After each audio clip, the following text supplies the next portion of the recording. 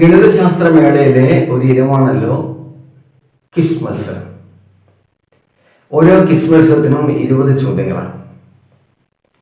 ആ ചോദ്യങ്ങളുടെ ഉത്തരം എങ്ങനെ പറയും? നേരത്തെ കാണാപ്പാഠം പഠിച്ചു പോയിട്ട് പറയാൻ കഴിയില്ല, കണക്കാണല്ലോ. അത് ചെയ്ത് നോക്കി പറയേണ്ടതാണ് ചോദ്യങ്ങളെല്ലാം. അത് ബൈഹാർട്ട് പഠിച്ച് പറയേണ്ട ചോദ്യങ്ങൾ വളരെ ചുരുക്കേണ്ടത്. പക്ഷെ ഇതെല്ലാം ചെയ്ത് നോക്കാനുള്ള സമയമില്ല, പെട്ടെന്ന് തന്നെ ഉത്തരം പറയണം അല്ലേ? അതിന് വേണ്ടത് ഈ ചോദ്യങ്ങളുടെ ഉത്തരം വളരെ വേഗത്തിൽ മനസ്സിൽ ചെയ്യുവാനുള്ള കഴിവ് ഉണ്ടാകണം. അതുകൊണ്ട് മനസ്സിൽ ചെയ്യുവാനുള്ള ഒരു പ്രാക്ടീസാണ് ചോദ്യങ്ങളും ആ പ്രാക്ടീസുമാണ് ഇപ്പോൾ ഇവിടെ പരിചയപ്പെടാൻ പോകുന്നത്. തുടങ്ങാം. 1, 3, 6, 10 എന്ന ശ്രേണിയിലെ 10ാമത്തെ സംഖ്യ ഒരു ശ്രേണിയുമായി ബന്ധപ്പെട്ട ചോദ്യമാണ്. അപ്പോൾ ഇതിന്റെ ഉത്തരം കിട്ടണമെങ്കിൽ 10ാമത്തെ സംഖ്യയാണ് കണ്ടുപിടിക്കേണ്ടത്. ആദ്യം ഈ ശ്രേണിയുടെ പ്രത്യേകത മനസ്സിലാക്കണം. 1, 3, 6, 10. 1ന്റെ കൂടെ 2 കൂട്ടി 3 കിട്ടി, 3ന്റെ കൂടെ 3 കൂട്ടി 6 കിട്ടി, 6ന്റെ കൂടെ 4 കൂട്ടി 10. ഇനി 10ന്റെ കൂടെ എത്ര കൂട്ടണം? 5 കൂട്ടണം, പിന്നീട് 6 കൂട്ടണം, 7 കൂട്ടണം, അങ്ങനെയാണ് പോകുന്നത് അല്ലെ?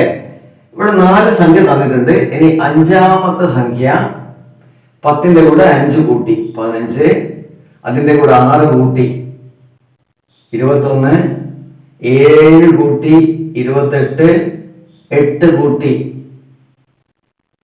36, 9 കൂട്ടി 45. 10ാമത്തെ സംഖ്യ 10 കൂട്ടുന്നു, 45ന്റെ കൂടെ 10 കൂട്ടിയാൽ 55ആണ് അതിന്റെ ഉത്തരം. ചിത്രത്തിൽ ചതുരത്തിന്റെ നീളം വീതിയുടെ 3 മടങ്ങാണ്. ചതുരത്തിന്റെ ചുറ്റളവ് 32 സെന്റിമീറ്റർ ആയാൽ ഷേഡ് ചെയ്ത ഭാഗത്തിന്റെ പരപ്പളവ് എത്രയാണ്? ചിത്രം എന്ന് പറഞ്ഞാൽ ഇതാണ് ചതുരം, അതിനകത്ത് ഇങ്ങനെ ഷേഡ് ചെയ്ത ഒരു ഭാഗമുണ്ട്. ഇതിന്റെ പരപ്പളവാണ് കണ്ടുപിടിക്കേണ്ടത്. നോക്കുമ്പോൾ തന്നെ നമുക്ക് മനസ്സിലാവും ഇത് ത്രികോണമാണ് അല്ലേ? ആ ത്രികോണത്തിന്റെ പ്രത്യേകത ചതുരത്തിന്റെ പകുതിയാണ് ഈ ത്രികോണം. അപ്പൊ ചതുരത്തിന്റെ പരപ്പളവ് കിട്ടിയാൽ അതിന്റെ പകുതി കണ്ടാൽ ത്രികോണത്തിന്റെ പരപ്പളവായി. ചതുരത്തിന്റെ പരപ്പളവ് കിട്ടണമെങ്കിൽ എന്ത് വേണം? അതിന്റെ നീളവും വീതിയും കിട്ടണം. ഇവിടെ തന്നിട്ടുണ്ട് എന്താണ്? നീളം വീതിയുടെ 3 മടങ്ങാണ് എന്ന് പറഞ്ഞാൽ 1:3. അപ്പൊ എത്ര വരും? ആകെ 4 ഒരു ഭാഗം വീതിയും 3 ഭാഗം നീളവുമാണ്. ചുറ്റളവാണ് തന്നിട്ടുള്ളത്. ചുറ്റളവ് പറഞ്ഞാൽ എന്താ? 2 വീതിയും 2 നീളവും. അപ്പൊ ഒരു നീളവും ഒരു വീതിയാണെങ്കിലോ 32ന്റെ പകുതി 16. ആ 16ൽ 4/3 ഭാഗം നീളം എന്ന് പറയുമ്പോൾ എത്ര വരും? 12 വരും. ഇത് 4 വരും. ഇത് രണ്ടും കൂടെ ഗുണിച്ചാൽ ഇതിന്റെ പരപ്പളവ് 48. അതിന്റെ പകുതിയാണ് ത്രികോണത്തിന്റെ പരപ്പളവ്, അതായത് 24 ചതുരശ്ര സെന്റിമീറ്റർ. 6 ഗുണിക്കണം 6ന്റെ ആകെ ഘടകങ്ങളുടെ എണ്ണം, അതാണ് ചോദ്യം. 6 ഗുണിക്കണം 6 എത്രയാണ്?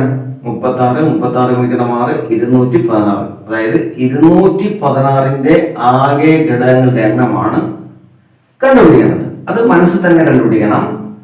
അത് 1 26 അതിന്റെ ഘടകമാണ്, 2 108 ഘടകമാണ്, 3 72 ഘടകമാണ്, 4 54, 6 36, 8 27, 9 24, 12 18. ആകെ എത്ര ഘടകം വന്നു? 16 ഘടകങ്ങളാണ് ഉള്ളത്. അത് ഓർമ്മിക്കുക. ഒരു സംഖ്യയുടെ 5ൽ 1ന്റെ 6ൽ 1ന്റെ 3/4 ഭാഗം 10 കിട്ടും. സംഖ്യ ഏത്? വലിയൊരു ചോദ്യമാണെന്ന് തോന്നും. എങ്ങനെയാണ് ഇത് മനസ്സിൽ ചെയ്യാമെന്ന് തോന്നും. നോക്കാം നമുക്ക്. 5ൽ 1 എന്ന് പറഞ്ഞാൽ 1/5, 6ൽ 1 എന്ന് പറഞ്ഞാൽ 1/6. അപ്പൊ 1/5 ഗുണിക്കണം 1/6 ഗുണിക്കണം 3/4 ഭാഗം എന്ന് പറഞ്ഞാൽ എന്താ? അത് 3/4. അപ്പൊ മുകളിലുള്ള അംശം എന്തൊക്കെയാണ്? 1 1 3. അപ്പൊ 3/5 ഗുണിക്കണം 6 എത്രയാണ്? 30. 30 ഗുണിക്കണം 4 120. 3/120 കിട്ടി. 3/120 എന്ന് പറഞ്ഞാൽ എത്രയാ? 1/40. ആ 1/40 കൊണ്ട് 10നെ ഹരിക്കാണ് വേണ്ടത്. അപ്പൊ 10നെ ഹരിക്കുക എങ്ങനെയാ? 1/40 കൊണ്ട് 40/1 കൊണ്ട് 10നെ ഗുണിക്കുക. അതായത് 40 ഗുണിക്കണം 10 എത്രയാ? 400. മനസ്സിലാണേ ചെയ്തത്. എന്നിനെ 4 കൊണ്ട് ഹരിച്ചാൽ 3 ശിഷ്ടം കിട്ടും. എന്നാൽ 2 എന്നിനെ 4 കൊണ്ട് ഹരിച്ചാൽ ശിഷ്ടം എത്ര? ഇതിപ്പോ എന്നൊക്കെ വെച്ച് എങ്ങനെ ചെയ്യാറില്ലേ? സിമ്പിൾ ആയിരുന്നു. ഇപ്പം 3 ശിഷ്ടം, 4 കൊണ്ട് 3 ശിഷ്ടം കിട്ടുന്ന ഒരു സംഖ്യ മനസ്സിലാലോചിച്ചാൽ മതി. 7. 7നെ 4 കൊണ്ട് ഹരിച്ചാൽ 3 ശിഷ്ടം കിട്ടും. 2n. അപ്പൊ n 7 ആകുമ്പോൾ 2 എന്തായിരിക്കും? 14. 14 4 കൊണ്ട് ഹരിച്ച് നമുക്ക് ശിഷ്ടം എത്ര കിട്ടും? 3 12 കഴിച്ച് ബാക്കി 2 കിട്ടും. അത്രേ ഉള്ളൂ. 2 ആണ് അതിന്റെ ഉത്തരം. റൂട്ട് ഓഫ് 2n സമം 16 എങ്കിൽ n എത്ര? അപ്പൊ ഇവിടെ ഒരു റൂട്ട് അതിന്റെ സംഖ്യയാണ്, അതിന്റെ വില എത്രയാണ്? 16. അപ്പൊ 16 അതായത് ഇതിന്റെ വില ഈ റൂട്ട് 16 ആണെങ്കിൽ 16 സ്ക്വയർ എത്ര വരും? 256 വരും. അതായത് ഇവിടെ ശരിക്കും വരേണ്ടത് 256 ആണ്. പക്ഷെ 2n ആണ് തന്നിരിക്കുന്നത്. അപ്പം 2n ഏത് വില കൊടുത്താലാണ് 256 കിട്ടുക? എന്നിന്റെ വില 1 കൊടുത്താൽ 2, 2 കൊടുത്താൽ 4, 3 കൊടുത്താൽ 8, 4 കൊടുത്താൽ 16, 5 കൊടുത്താൽ 32, 6 കൊടുത്താൽ 64, 7 കൊടുത്താൽ 128, 8 കൊടുത്താൽ 256. അപ്പൊ 256 വരുന്നത് എപ്പോഴാണ്? എന്നിന്റെ വില 8 ആകുമ്പോഴാണ്. ഇവിടെ ചോദിച്ചിരിക്കുന്ന എന്നിന്റെ വിലയാണല്ലോ 8. മനസ്സിലാണ് ചെയ്യുന്നത്. സമയം 12:15 ആകുമ്പോൾ ഒരു ക്ലോക്കിലെ മണിക്കൂർ സൂചിക്കും മിനിറ്റ് സൂചിക്കും ഇടയിലുള്ള കോണളവ് എത്രയാണ്? അപ്പൊ ഇത് കോണളവാണ് കണ്ടുപിടിക്കേണ്ടത്. മനസ്സിൽ എന്താ വേണ്ടത്? ആദ്യം ക്ലോക്ക് വരണം, ആ ക്ലോക്കിന് സമയം വരണം, ആ സമയത്തിലെ മിനിറ്റ് സൂചി എവിടെ പോയി നിൽക്കും? 12:15 ആണെങ്കിൽ 3ന്റെ മുകളിൽ പോയി നിൽക്കും. മണിക്കൂർ സൂചി 12 കഴിഞ്ഞിട്ടുള്ള 12നും 1നും ഇടയിലാണ് പോയി നിൽക്കുക. ഇനി കോണളവ് കാണാൻ എന്താ വഴി? അത് അളന്നു നോക്കണോ? വേണ്ട. അപ്പൊ നമ്മൾ ചെയ്യേണ്ടത് മണിക്കൂർ സൂചി 12ന്റെ മുകളിലും മിനിറ്റ് സൂചി 3ന്റെ മുകളിലാണെങ്കിൽ ആകെ കോണളവ് എത്ര വരും? 3നെ 30 കൊണ്ട് ഗുണിക്കുക. ഇവ തമ്മിലുള്ള വ്യത്യാസം 12 3 തമ്മിലുള്ള വ്യത്യാസം 3 ആണല്ലോ. ആ 3നെ 30 കൊണ്ട് ഗുണിക്കുക. എത്ര കിട്ടി? 90 കിട്ടി. ഇനി 12 കഴിഞ്ഞിട്ടാണല്ലോ ആ മണിക്കൂർ സൂചി വരുന്നത്. അതുകൊണ്ട് 15ന്റെ പകുതി എത്രയാ? 7.5. നേരത്തെ കിട്ടിയ 90ൽ നിന്ന് 7.5 കുറക്കുക. എത്രയാ? 82.5. അതായത് ഉത്തരം. മണിക്കൂർ സൂചിക്കും മിനിറ്റ് സൂചിക്കും ഇവിടെയുള്ള കോണളവ് എത്രയാണ്? 82.5 ഡിഗ്രി. 10 മുതൽ 100 വരെയുള്ള ഒറ്റ സംഖ്യകളുടെ തുക എത്ര? 10 മുതൽ 100 വരെയുള്ള ഒറ്റ സംഖ്യകളുടെ തുക. 10 മുതൽ 100 വരെ ഒറ്റ സംഖ്യയുടെ തുക കാണാൻ എന്താ വഴി? 1 മുതൽക്ക് 100 വരെയുള്ള ഒറ്റ സംഖ്യയുടെ തുകയിൽ നിന്ന് 1 മുതൽക്ക് 10 വരെയുള്ള ഒറ്റ സംഖ്യയുടെ തുക കുറച്ചാൽ മതി. 1 മുതൽക്ക് 100 വരെയുള്ള ഒറ്റ സംഖ്യയുടെ തുക കാണാൻ എന്താ വഴി? ആകെ എത്ര ഒറ്റ സംഖ്യയുണ്ട്? 100 വരെ 50 ഇരട്ട സംഖ്യയും 50 ഒറ്റ സംഖ്യയും. അപ്പൊ 50 ഉണ്ട്. ആ 50 ഗുണിക്കണം 50, 2500. 2500ൽ നിന്ന് 1 മുതൽക്ക് 10 വരെ എത്ര ഒറ്റ സംഖ്യകളുണ്ട്? 5. അതിന്റെ 5 ഗുണിക്കണം 5 എത്രയാണ്? 25. അപ്പം 2500ൽ നിന്ന് 25 കുറക്കുക, 2475 ആണ് അതിന്റെ ഉത്തരം. 1 മുതൽ 200 വരെ 3 കൊണ്ടും 4 കൊണ്ടും നിശ്ശേഷം ഹരിക്കാൻ കഴിയുന്ന എത്ര സംഖ്യകളുണ്ട്? 1 മുതൽ 200 വരെ 3 കൊണ്ടും 4 കൊണ്ടും എന്ന് ചോദിക്കുമ്പോൾ ശരിക്കും ചോദിച്ചിരിക്കുന്നത് എന്താ? 12 കൊണ്ട് നിശ്ചയഹരിക്കാവുന്ന എത്ര സംഖ്യകളുണ്ട് എന്നാണ്. അങ്ങനെ എടുത്താൽ മതി. അതിൽ നമ്മൾ 12ന്റെ ഗുണിതം നോക്കിയാൽ മതി. എന്താ? 10 12 120, 12 12 154, 13 12 156, 14 12 168, 15 12 150, 16 12 192, 17 12 204 പോകും. 200 വരെയല്ലേ ചോദിച്ചത്. അത് വരുന്നത് 16 ആണ്. 16 12 192. 16 അതിന്റെ ഉത്തരം. 1/2 പ്ലസ് 1/4 പ്ലസ് 1/8 എന്ന തുകയുടെ ദശാംശ രൂപം എന്ത്? അപ്പൊ ഇത് കാണണം ആദ്യം അല്ലേ. ഇത് കൂട്ടിയാൽ എത്ര കിട്ടും? 1/2 1/4 1/8 കൂടെ കൂട്ടിയാൽ 7/8 കിട്ടും. അതായത് ഈ 8ൽ നിന്ന് 1 കുറക്കുക. എത്രയാ? 7. അതാണ് അതിന്റെ ഉത്തരം. 7/8. 7നെ 8 കൊണ്ട് ഹരിക്കാം. 7നെ 8 കൊണ്ട് ഹരിക്കാനുള്ള ഒരു എളുപ്പ വഴി എന്താണെന്നറിയോ? ആദ്യം 7നെ 125 കൊണ്ട് ഗുണിക്കുക. അതെന്തിനാ 125 കൊണ്ട് ഗുണിക്കുന്നത്? നമുക്ക് ഈ 8നെ 1000 ആക്കി മാറ്റാം. 1000 ആക്കി മാറ്റുമ്പോൾ 1000 കൊണ്ട് ഒരു സംഖ്യയെ നിശ്ചയിക്കാൻ വളരെ എളുപ്പമാണ്. അതിന് ദശാംശ സ്ഥാനം ഇട്ടാൽ മതി. അപ്പോ അതുകൊണ്ട് ആദ്യം 7നെ 125 കൊണ്ട് ഗുണിക്കുക. മനസ്സിലാണ് ഗുണിക്കേണ്ടത്. 875 കിട്ടും. ആ 875നെ 1000 കൊണ്ട് ഹരിച്ചാൽ എന്ത് വരും? 0.875. അതാണ് അതിന്റെ ഉത്തരം. ചിത്രത്തിൽ ഒരു സമചതുരം തന്നിരിക്കുന്നു. y എന്ന കോണിന്റെ അളവ് ഇവിടെ ഒരു y ഉണ്ട്. അതാണ് കണ്ടുപിടിക്കേണ്ടത്. ഇവിടെ ഒരു കോണളവ് തന്നിട്ടുണ്ട്. അത് എത്രയാ? 120 തന്നിട്ടുണ്ട്. ഇത് കണ്ടുപിടിക്കണം. എന്താ വഴി? ഇതൊരു വികരണം അവിടെ തന്നിട്ടുണ്ട്. വികരണം. ഈ വികരണം എങ്ങനെ തരുമ്പോൾ ഈ കോണിന്റെ അളവ് എത്ര വരും? ഇത് ആകെ 90 ഡിഗ്രി വരും അല്ലേ. അതിന്റെ പകുതി 45. അതുപോലെ ഇവിടെയും 45. ഇവിടെ എത്ര വരും? ഈ 120ന്റെ തൊട്ടിപ്പുറം 60 വരും.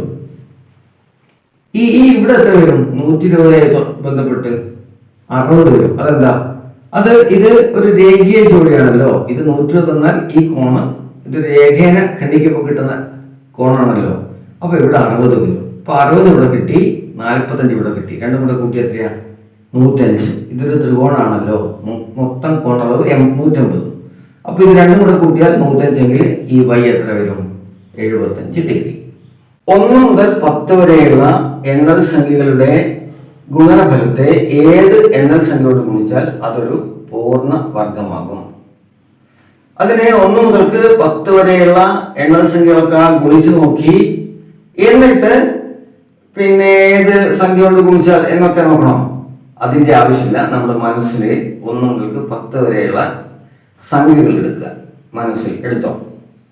അതിലെ 1ഉം 4ഉം 9ഉം പൂർണ്ണവർഗാണല്ലോ. ഓക്കെ, അത് വെട്ടിക്കഴി. ഇനി ബാക്കിയുള്ള ഏതൊക്കെയാ? 2, 3, 5, 6, 7, 8, 10. അതിലെ 2ഉം 8ഉം കൂടെ ഗുണിച്ചാൽ 16 കിട്ടിയില്ലേ? അതൊരു പൂർണ്ണവർഗാണ്. അപ്പൊ 2ഉം 8ഉം കൂടെ ഒഴിവായി. ഇനി 5 സംഖ്യ ബാക്കിയുള്ളൂ. 3ഉം 6ഉം 5 കൂടെ ഗുണിച്ചാൽ എത്ര കിട്ടും? 3ഉം 6ഉം ഗുണിച്ചാൽ 18. 18ന്റെ കൂടെ 5 ഗുണിച്ചാൽ 90 കിട്ടി. 90ലെ 9 പൂർണ്ണവർഗാണ് അല്ലേ. അതുകൊണ്ട് 9 ഒഴിവാക്കിയാൽ ബാക്കി എന്തുണ്ട്? 10. 10 ഇതിലെ ഒരു സംഖ്യ കൂടിയാണ്. അപ്പൊ 10 ഗുണിക്കണം 10 പൂർണ്ണം, അത് ഒഴിവായി. അപ്പൊ 1, 2, 3, 4, 5, 6, 8, 9, 10 ഇത് ഗുണിച്ചു കഴിഞ്ഞാൽ ഓൾറെഡി പൂർണ്ണവർഗം തന്നെയാണ്. ബാക്കിയുള്ള എന്താണ്? 7 ആണ്. 7 പൂർണ്ണവർഗമാക്കി മാറ്റണമെങ്കിൽ അതിനെ എന്ത് ചെയ്യണം?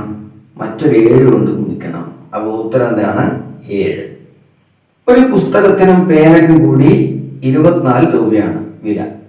പുസ്തകത്തിന് പേനയേക്കാൾ 4 രൂപ കൂടുതലാണ്.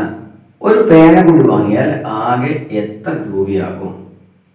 അപ്പൊ ഇതില് ഇങ്ങനെ ചോദ്യം കിട്ടുമ്പോൾ ഇതിൽ പറഞ്ഞിരിക്കുന്ന കാര്യം എന്താണ്? പുസ്തകത്തിന് പേനയേക്കാൾ 4 രൂപ കൂടുതലാണ്. ആ 4 ഒഴിവായി കഴിയും. ആകെ 24-ൽ നിന്ന് 4 ഒഴിവാക്കിയാൽ ബാക്കി 20. അതിന്റെ പകുതി കാണുക 10. അതാണ് പേനയുടെ വില 10. ഇനി ഒരു പേന കൂടി വാങ്ങുമ്പോൾ ആ 24-നെ കൂടെ 10 കൂടെ കൂട്ടുക. എത്രയാ? 34 ഉത്തരം. ഒരു ചതുരപ്പെട്ടിയുടെ വ്യാപ്തം 60 ഘന സെന്റിമീറ്റർ ആണ്. വശങ്ങളെല്ലാം ഇതിന്റെ 2 മടങ്ങ് ആയ ചതുരപ്പെട്ടിയുടെ വ്യാപ്തം എത്ര ഘന സെന്റിമീറ്റർ ആകും? വശങ്ങളെല്ലാം പറയുമ്പോൾ ചതുരപ്പെട്ടിയുടെ നീളം, വീതി, ഉയരാണ്. നീളം 1 ആണെങ്കിൽ 1 ഗുണിക്കണം 1 ഗുണിക്കണം 1, അതാണ് അതിന്റെ വ്യാപ്തം. അതിന് ഇരട്ടിയാകുമ്പോഴോ? അപ്പൊ 2 ഗുണിക്കണം 2 ഗുണിക്കണം 2, അതായത് 8 മടങ്ങ് കൂടും. അത് ഓർമ്മിച്ചാൽ മതി. 2 മടങ്ങ് വശം കൂടുമ്പോൾ വ്യാപ്തം 8 മടങ്ങ് കൂടും. ഇപ്പൊ എത്രയാ? 60. അതിന് 8 മടങ്ങ് കൂടുമ്പോൾ 480 ഘന സെന്റിമീറ്റർ ആണ് ഇതിന്റെ ഉത്തരം. രാജുവിന്റെ ശമ്പളം രാമുവിന്റെ ശമ്പളത്തെക്കാൾ 25% കൂടുതലാണ്. രാമുവിന്റെ ശമ്പളം രാജുവിന്റെ ശമ്പളത്തിന്റെ എത്ര ശതമാനം കുറവാണ്? ഒറ്റയടിക്ക് നമ്മൾ 25% എന്ന് പറയാൻ സാധ്യതയുണ്ട്. കാരണം 20% കൂടി വരും. അപ്പൊ തിരിച്ചു വരുമ്പോൾ 25% എന്നാണല്ലോ പറയുക, അല്ലേ? ഉത്തരം തെറ്റാണ്. അതല്ല. രാജുവിന്റെ ശമ്പളം രാമുവിന്റെ ശമ്പളത്തെക്കാൾ 25% കൂടുതലാണ്. രാമുവിന്റെ ശമ്പളം 100 രൂപയാണെന്ന് വിചാരിക്കുക, രാമുവിന്റെ ശമ്പളം. അപ്പൊ രാജുവിന്റെ ശമ്പളം എത്രയാ? 25% കൂടും, അതായത് 125 ആകും. രാമുവിന്റെ ശമ്പളം 100, രാജുവിന്റെ ശമ്പളം 125. ഇനി എന്താ വേണ്ടത്? ആ 125ന് 100 എത്രയാണെന്ന് നോക്കുക. അതിനെന്താ വഴി? 100 ഗുണിക്കണം 100/125. എത്ര കിട്ടി? 80% കിട്ടി. അപ്പം 100 എന്തായി മാറി? 80 മാറി. എത്ര കുറവ്? 20 കുറവ്. എത്ര ശതമാനം എന്ന ചോദ്യത്തിന്റെ ഉത്തരം 20%. 4, 9, 20, 43, 90 ഡാഷ്. ഈ ശ്രേണിയിലെ അടുത്ത സംഖ്യ 1, 2, 3, 4, 5 ഈ 5ാമത്തെ സംഖ്യയാണ് കണ്ടുപിടിക്കേണ്ടത്. അപ്പൊ ഈ ശ്രേണി എന്താണെന്ന് നോക്കിയാൽ മതി. 4ന്റെ ഇരട്ടി 8, അതിന്റെ കൂടെ 1 കൂട്ടി 9 കിട്ടി. 9ന്റെ ഇരട്ടി 18, 2 കൂട്ടി 20 കിട്ടി. 20ന്റെ ഇരട്ടി 40, 3 കൂട്ടി. ഇവിടെ 43ന്റെ ഇരട്ടി 86, 4 കൂട്ടി. ഇനി എന്താ വേണ്ടത്? ഇതിന്റെ ഇരട്ടിയോട് 5 കൂട്ടിയാൽ മതി. 90ന്റെ ഇരട്ടി 150, 5 കൂട്ടിയാൽ 155. ഒരു ക്ലാസ്സിലെ 40 വിദ്യാർത്ഥികളുടെ ശരാശരി ഭാരം 30 കിലോഗ്രാം ആണ്. അധ്യാപകന്റെ ഭാരം കൂടി ചേർത്താൽ ശരാശരി ഭാരം 31 കിലോഗ്രാമായി ഉയരും. അധ്യാപകന്റെ ഭാരം എത്ര? ഇത്രയേ ഉള്ളൂ. ആകെ കുട്ടികളുടെ ഭാരം കാണുക, അധ്യാപകൻ കൂടി ചേർന്നുള്ള ആകെ ഭാരം കാണുക, എന്നിട്ട് അധ്യാപകൻ ചേർന്നുള്ള ആകെ ഭാരത്തിൽ നിന്ന് കുട്ടികളുടെ ആകെ ഭാരം കുറച്ച് ഉത്തരമായി. ഇത് സിമ്പിളാണ്. 40 ഗുണിക്കണം 30, 1200. ഇനി എന്താ വേണ്ടത്? അധ്യാപകൻ കൂടി വരുമ്പോൾ ആകെ 40ഉം 41 ആകും, ശരാശരി 31 ആകും. അപ്പൊ 41 ഗുണിക്കണം 31 മനസ്സിൽ ഗുണിക്കണം. അതിനെന്താ വഴി? 41 ഗുണിക്കണം 31. 41നെ 30 ഗുണിച്ചാൽ എന്താ വരും? 1230. ഇനി ഒരു 41 കൂടിയുണ്ട്, അത് കൂടെ കൂട്ടണം. 1230 കൂടെ 41 കൂടെ കൂട്ടുമ്പോൾ 1271 അപ്പൊ അധ്യാപകനടക്കമുള്ള ആകെ ഭാരം 1271. 1200 കുറക്ക് 71. 71 അതിന്റെ ഉത്തരം. ഒരു 2 അക്ക സംഖ്യയുടെയും അതിലെ അക്കങ്ങൾ പരസ്പരം മാറ്റിയാൽ കിട്ടുന്ന സംഖ്യയുടെയും തുക 165 അക്കങ്ങൾ തമ്മിലുള്ള വ്യത്യാസം 3 ആയാൽ അവയിൽ വലിയ സംഖ്യ. ഒരു 2 അക്ക സംഖ്യയുടെയും അതിലെ അക്കങ്ങളുടെ പരസ്പരം മാറ്റിയാൽ കിട്ടുന്ന സംഖ്യയുടെയും തുകയാണ് 165. ഉദാഹരണത്തിന് ഒരു 2 അക്ക സംഖ്യ 51, അത് അക്കങ്ങൾ അങ്ങോട്ടും ഇങ്ങോട്ടും മാറ്റിയാൽ 15, രണ്ടും കൂടെ കൂട്ടിയാൽ 66 കിട്ടും. പക്ഷെ നമ്മുടെ 165. അങ്ങനെ 165 കിട്ടണമെങ്കിൽ ചുരുങ്ങിയത് ഏത് സംഖ്യ എടുക്കണം? 61 എടുത്താൽ 16, അപ്പൊ പോരാ. 62, 26 ഇല്ല, 63 ഇല്ല, 64 ഇല്ല, 65, 56, 127 ഇല്ല, 67, 76 കൂടെ കൂട്ടി ഇല്ല, 68. ശ്രദ്ധിക്കേണ്ടത് അക്കങ്ങൾ തമ്മിലുള്ള വ്യത്യാസം 3 ആയിരിക്കണം. അപ്പൊ നമ്മൾ 6 എടുക്കുന്നതെങ്കിൽ അടുത്തത് 69 ആയിരിക്കണം. 69ഉം 96 കൂടെ കൂട്ടി നോക്കണം. 160 കിട്ടുമോ? കിട്ടുന്നുണ്ടല്ലോ. അപ്പൊ അതാണ് അതിന്റെ ഉത്തരം. വലിയ സംഖ്യയാണ് ചോദിച്ചിരിക്കുന്നത്. അപ്പോൾ 96. 3 അഭാജ്യ സംഖ്യകളുടെ തുക 50 അവയിൽ ഏറ്റവും ചെറിയ സംഖ്യ ഏത്? ഇങ്ങനെ ചോദ്യം കിട്ടുമ്പോൾ നമ്മൾ ആലോചിക്കേണ്ടത് എന്താ അറിയോ? ഏറ്റവും ചെറിയ അഭാജ്യ സംഖ്യ ഏതാ? 2 പെടും നോക്കിയാൽ മതി. അത് പെടും. 2ഉം 17ഉം 31. 48ഉം 2ഉം 50 കിട്ടിയല്ലോ. അപ്പൊ അതിലെ ഏറ്റവും ചെറിയ സംഖ്യ 2 തന്നെ. 2, 3, 5, 7, 9 എ എന്ന ആറക്ക സംഖ്യയിലെ 9 കൊണ്ട് ഹരിക്കുമ്പോൾ ശിഷ്ടം 3 ആയാൽ അവയിൽ എ എന്ന സംഖ്യ ഏത്? ഇപ്പൊ ഇവിടെ എ ഉണ്ട്, അതിന്റെ വിലയാണ് ചോദിച്ചിരിക്കുന്നത്. അത് 9 കൊണ്ട് ഹരിച്ചാൽ 3 ശിഷ്ടം കിട്ടും. ഒരു സംഖ്യയെ 9 കൊണ്ട് ഹരിക്കാൻ പറ്റുമോ എന്നങ്ങനെ അറിയും? അക്കങ്ങൾ കൂട്ടിയാൽ മതി. 2, 3, 5, 5, 5, 10, 7, 17, 9, 26. 26 കിട്ടി. ഏത് സംഖ്യയിലാണ് 9 കൊണ്ട് നിശ്ചഹരിക്കാൻ പറ്റുക? 26 കഴിഞ്ഞാൽ 27. 3 ശിഷ്ടം വരണമെങ്കിലും അതിന്റെ കൂടെ എന്ത് ചെയ്യണം? 3 കൂടെ കൂട്ടണം. അപ്പൊ എന്തായി? 30 കിട്ടും. ഇത് 26 ഉള്ളൂ. അപ്പം 7 വില എന്ത് കൊടുക്കണം? 4 കൊടുത്താൽ സംഗതി ഓക്കെ. 7 വില 4. ആദ്യത്തെ 15 എണ്ണൽ സംഖ്യകളുടെ ശരാശരി എത്ര? വലിയൊരു ചോദ്യമാണ് അല്ലേ? ഒന്നും നോക്കണ്ട. ആ 15 സംഖ്യയിലെ അതിന്റെ നടുക്കുള്ള സംഖ്യ ഏതാണ്? അതിന്റെ ഉത്തരം അതെത്രയാ? നടുക്കുള്ള സംഖ്യയാണ്. ആദ്യത്തേത് 1, അവസാനത്തേത് 15, 16. അതിന്റെ പകുതി എത്രയാ? 8. അതാണ് ഉത്തരം. 1 മൈനസ് 1/2 പ്ലസ് 1/4 പ്ലസ് 1/8 പ്ലസ് 1/32. 1ൽ നിന്ന് ഇത്രയും ഭിന്നസംഖ്യകൾ കൂട്ടിയിട്ട് കുറക്കണം. ഭിന്നസംഖ്യകൾ ഇങ്ങനെ മനസ്സ് കൂട്ടാൻ പറ്റുന്നുണ്ട്. അതിന്റെ സിമ്പിൾ മെത്തേഡാണ് പറയുന്നത്. 1/2, 1/4, 1/8. എൻ്റെ ഇടയിൽ ഒരു 1/16 ഉണ്ട്, പക്ഷെ അതുകൊണ്ട് ചോദ്യത്തിലില്ല. അതുകൊണ്ട് തൽക്കാലം ഇത് എടുക്കുന്നു. ഇത് അടുത്തടുത്തുള്ള സംഖ്യകളാണ്. ഇത് കൂട്ടിയത് എത്ര വരും അറിയോ? 7/8 വരും. 1/2, 1/4, 1/8 കൂടെ കൂട്ടിയാൽ 7/8 കിട്ടും. ആ 7/8 1/32 കൂടെ കൂട്ടുക. അന്നേരം ഈ ഛേദ 8 എന്താകണം? 32 ആകണം. ഇത് 4 കൊണ്ട് ഗുണിക്കണം. 4 കൊണ്ട് ഗുണിക്കുമ്പോൾ ഈ അംശം കിട്ടിയ 7ഉം 4 കൊണ്ട് ഗുണിക്കണം. 28. 28ഉം 1 കൂടെ കൂട്ടിയാൽ 29/32 കിട്ടും. അതാണ് 1ൽ നിന്ന് കുറയ്ക്കേണ്ടത്. അതിനൊറ്റ വഴിയേ ഉള്ളൂ.